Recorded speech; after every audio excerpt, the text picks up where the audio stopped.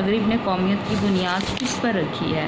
तो अहले मगरिब ने ख़ानदानी, नस्ली और कबायली बुनियादों में ज़्यादा वुसअत पैदा करके कौमियत की जो बुनियादें हैं वो जुग़राफ़ियाई हदूद पर इस्तवार की और कहा कि कौम वतन से बनती है। उसके बाद अगला क्वेश्चन है, मुसलमानों की कौमियत की बुनियाद क्या है?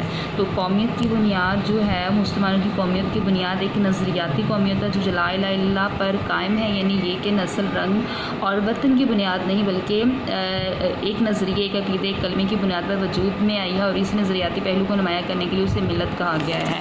उसके बाद अगला क्वेश्चन है, नज़रिया पाकिस्तान का मकसद जो है वो क्या है? तो नज़रिया पाकिस्तान का मकसद मुसलमानों को एक इस्लामी और फलाही मुमलकत बनाना है। अगला क्वेश्चन है, शुद्धि और संगठन की तहरीकों के मकासद क्या थे?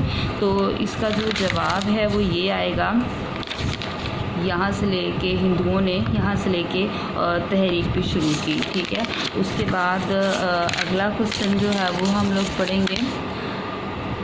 आगे आप लोगों ने जो है वो ये जुमले बना लेने हैं। उसके बाद MCQs हैं। सबक के मुसन्निफ़ का नाम ग़ुलाम मुस्तफ़ा और डॉक्टर ग़ुलाम मुस्तफ़ा अकबर के दौर में दीन की सरबुलंदी के लिए किसने सख्तियाँ झेली? हज़रत मुअज़्ज़ल सानी। सैयद अहमद बरेलवी और शाह इस्माइल कब शहीद हुए? 1831। कांग्रेस कब कायम हुई? 1885। मुस्लिम लीग किसने जो है वो कायम की थी? नवाब वक़ारुल मुल्क। मुसन्निफ़ ने दुनिया में कौमियत की तश्कील की कितनी बुनियादें बताई हैं? 2। उसके बाद गलत दुरुस्त है, मुसलमान कुफ्र अलहाद का गलबा होते देख कर उठ खड़े होते थे। दुरुस्त। अगला है, इस्माइल सैयद अहमद बरेलवी के मुर्शद थे। गलत। उसके बाद सर सैयद अहमद खान ने मजबूरन अंग्रेज़ों से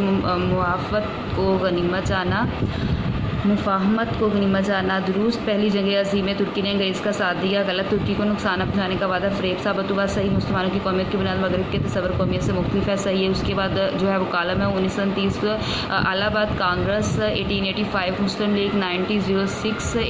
1831 शहादत शाह इस्माइल और नज़रिया पाकिस्तान का आएगा इस्लामी ज़िंदगी। तो आप लोगों ने ये नसर पारे हाफ़ और साथ की एक्सरसाइज जो है कर लेनी है। ओके, खुदा हाफ़िज़।